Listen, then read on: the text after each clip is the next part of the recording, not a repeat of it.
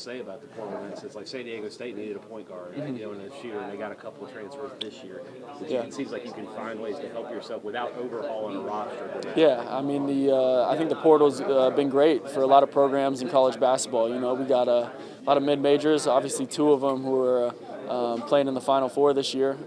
So it just changes the whole landscape of everything, and it just gives guys more opportunity to go somewhere else and find that right fit for them.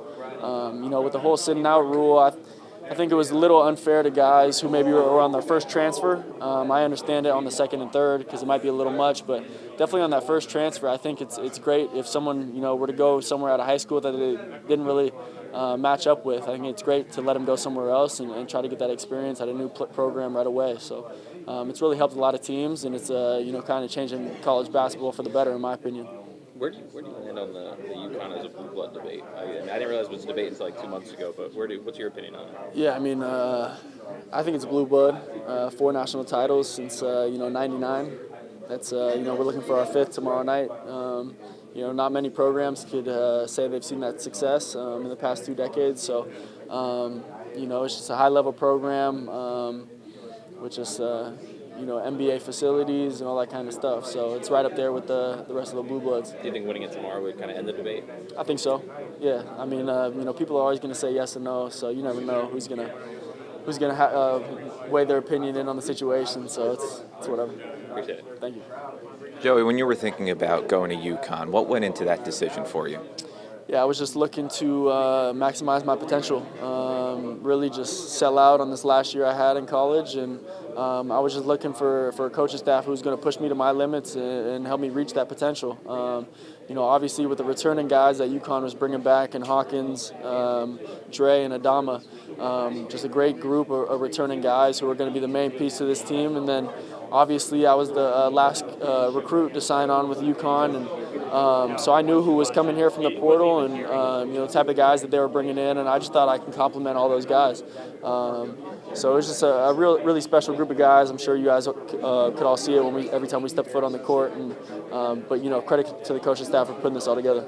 Have you felt like you've reached that potential that you set out for? I think so. Yeah, I may not be scoring or taking a lot of shots every game, but I've been impacting the game in different ways that people thought I couldn't up to this point. And so I think I'm a more complete player this year, all-around player, offense and defense, and then I could just bring a lot of different energy to different aspects of the game.